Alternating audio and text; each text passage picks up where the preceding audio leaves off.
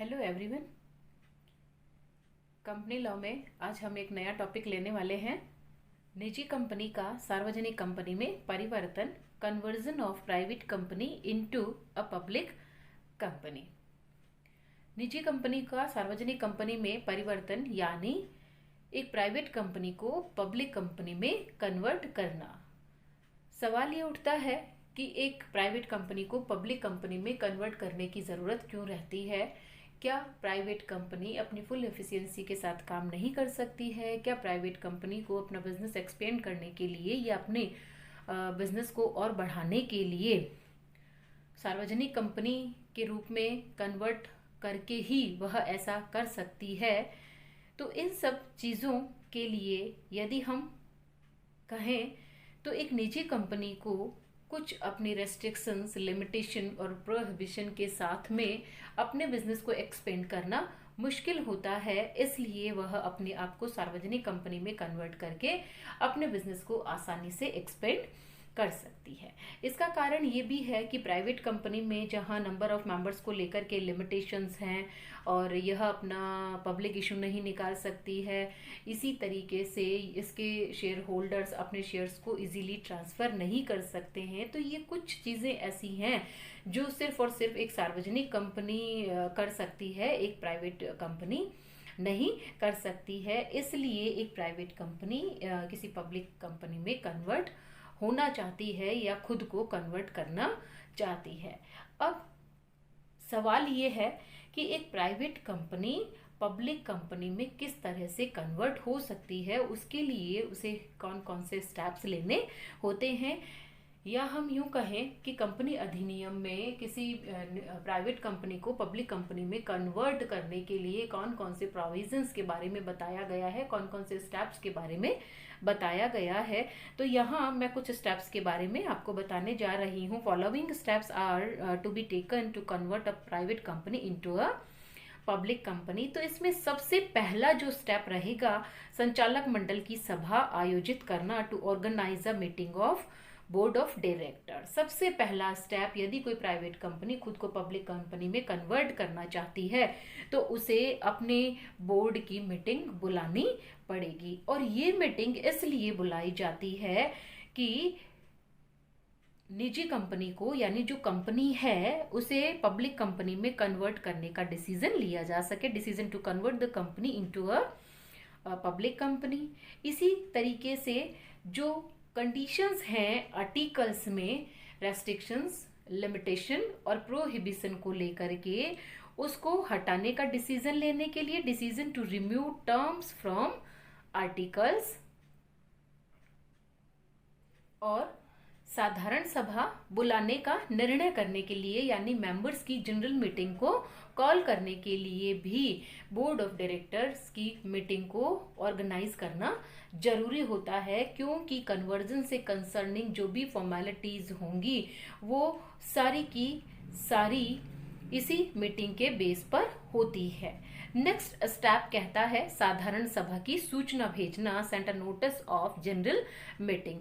Board की meeting में जो डिसीजन हुए हैं उसमें से एक decision to call a general meeting भी होता है। क्योंकि अब ये जनरल मीटिंग कॉल करनी होती है, शेयर होल्डर्स की एक जनरल मीटिंग को बुलाना होता है, तो उसके लिए हम सभी जानते हैं कि हमें एक नोटिस भेजने की जरूरत होती है और वो नोटिस शेयर होल्डर को भेजा जाता है और इस नोटिस के साथ में मीटिंग का एजेंडा भी भेजा जाता है। मेरे ख्याल से आप सभी को पता होगा कि एजेंडा क्या होता है। एजेंडा उन कार्यों की लिस्ट होता है, या हम यूं कहें कि मीटिंग में जो जो मैटर्स डिस्कस होंगे उसकी एक लिस्ट होती है, उसी को हम एजेंडा कहते हैं। तो मेंबर्स को जिस समय नोटिस भेजा जाएगा उस समय एजेंडा भी उसके साथ अटैच होगा। नेक्स्ट पॉइंट या नेक्स्ट स्टेप रहेगा हमारा संकल्प पारित करना, रेजोल्यूशन पास्ड। और रेजोल्यूशन भी कैसा रेजोल्यूशन होगा? स्पेशल रेजोल्यूशन होगा जिसे हम विशेष संकल्प कहते हैं। जब शेयर होल्डर्स की जनरल मीटिंग होती है तो उसमें कुछ स्पेशल रेजोल्यूशन पास किए जाते हैं, जिसमें पहला जो स्पेशल रेजोल्यूशन होगा वो आर्टिकल से कंसर्न होगा। हम सभी जानते हैं कि जब किसी प्राइवेट कंपनी का कन्वर्जन पब्लिक कंपनी में होगा तो उसके आर्टिकल्स में चेंजेस किए जाएंगे। उसके आर्टिकल्स में जो रेस्ट्रिक्शंस हैं, जो लिमिटेशंस हैं, जो प्रोहिबिशन है, उसको हटाने के लिए स्पेशल रेजोल्यूशन पास किया जाएगा, resolution to remove terms from articles. और दूसरा, ये यदि रिक्वायर्ड है, तो यदि प्राइवेट कंपनी में नंबर ऑफ डायरेक्टर्स 2 और मोर है तो वहां पर इस रेजोल्यूशन की जरूरत नहीं होती है। लेकिन यदि किसी प्राइवेट कंपनी का कन्वर्जन पब्लिक कंपनी में होने जा रहा है और उसमें नंबर ऑफ डायरेक्टर्स अभी भी 2 ही हैं, तो उसको बढ़ाकर के 3 करने की जरूरत होती है। और वो 3 करने के लिए उसे स्पेशल रेजोल्यूशन पास करना होता है, तो एक और संचालक नियुक्त करने का विशेष संकल्प भी लेना पड़ता है। Resolution to appoint 1 more directors, ये दोनों स्पेशल रेजोल्यूशन से पास किए जाते हैं। यानी जो आर्टिकल से जो टर्म्स होती हैं उसको रिमूव करना है और एक और डायरेक्टर यदि आपको अपॉइंट करना है तो आपको स्पेशल रेजोल्यूशन पास करना होता है। नेक्स्ट पॉइंट रहेगा हमारा अंतर नियमों में परिवर्तन, अल्टरेशन इन आर्टिकल्स। अभी जो ऊपर वाला पॉइंट हमने देखा उसमें स्पेशल रेजोल्यूशन पास किया जाता है ताकि आर्टिकल में चेंजेस किए जा सके। अब वो स्टेप है जिसमें आर्टिकल में चेंज किया जाएगा, तो जो रेस्ट्रिक्शंस, लिमिटेशंस और प्रोहिबिशन को लेकर के जो प्रोविजंस हैं उनको रिमूव किया जाएगा, उनको हटाया जाएगा। और प्राइवेट कंपनी के साथ जो प्राइवेट लिमिटेड वर्ड है उसके स्थान पर अब लिमिटेड शब्द को जोड़ दिया जाएगा। नेक्स्ट स्टेप कहता है सदस्य संख्या में वृद्धि, increase in number of members. हम सभी जानते हैं प्राइवेट कंपनी में सदस्य संख्या कम से कम 2 और एक पब्लिक कंपनी में कम से कम 7 होनी जरूरी है। तो जब किसी प्राइवेट कंपनी का कन्वर्जन पब्लिक कंपनी में हम करने जा रहे हैं तो उस केस में जो नंबर ऑफ मेंबर्स हैं उनको इंक्रीज करना पड़ेगा। यानी सदस्य संख्या अब 2 से कितनी हो जाएगी? जी हाँ, 7 करनी पड़ेगी, 7 करनी पड़ेगी। नेक्स्ट पॉइंट है संचालकों की संख्या में वृद्धि, increase in number of directors. एक प्राइवेट कंपनी में मिनिमम नंबर ऑफ डायरेक्टर्स 2 हो सकते हैं और एक पब्लिक कंपनी में वो 3 होने जरूरी है। तो यदि प्राइवेट कंपनी ऐसी है जिसमें नंबर ऑफ डायरेक्टर्स अभी 2 है तो उसको बढ़ा करके आपको 3 करना होगा।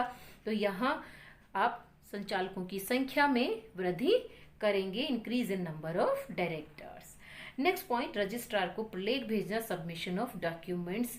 कोई भी इंपॉर्टेंट चेंज या इंपॉर्टेंट अल्टरेशन हम अपनी कंपनी में करते हैं, कोई भी बदलाव हम करते हैं, जबकि ये बदलाव तो बहुत बड़ा बदलाव है, जहां एक पब्लिक कंपनी को प्राइवेट कंपनी में जहां एक प्राइवेट कंपनी को पब्लिक कंपनी में कन्वर्ट किया जाता है। तो इस केस में जितने भी डॉक्यूमेंट्स, कंसर्निंग डॉक्यूमेंट्स होते हैं, लाइक कंपनी की जो एनुअल जनरल मीटिंग बुलाई है उसमें जो स्पेशल रेजोल्यूशन पास किए हैं, इसी तरह से जो आर्टिकल्स में आपने चेंजेस किया है तो जो नया आर्टिकल है वो, ये सारे डॉक्यूमेंट्स आपको रजिस्ट्रार को सबमिट करने पड़ेंगे। जिस दिन आपने स्पेशल रेजोल्यूशन पास किया है उसके 15 डेज के अंदर अंदर आपको ये डॉक्यूमेंट रजिस्ट्रार को जो भी एप्रोप्रिएट फी है उसके साथ सबमिट करने जरूरी होंगे।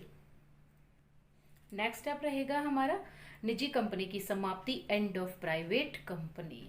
तो जैसे ही रजिस्ट्रार को डॉक्यूमेंट दे दिए जाते हैं, आर्टिकल्स में चेंजेस हो जाते हैं, नंबर ऑफ मेंबर्स में चेंजेस हो जाते हैं, नंबर ऑफ डायरेक्टर्स में चेंजेस हो जाते हैं, वैसे ही वो प्राइवेट कंपनी एंड हुई मानी जाती है, समाप्त हुई मानी जाती है। अब सवाल ये उठता है कि प्राइवेट कंपनी किस डेट से समाप्त हुई मानी जाएगी? तो हम ये कहेंगे कि जिस दिन से आर्टिकल्स का अल्टरेशन इफेक्टिव हुआ है, जो डेट आर्टिकल्स के अल्टरेशन की है, उसी डेट से निजी कंपनी सार्वजनिक कंपनी में कन्वर्ट हुई मानी जाएगी।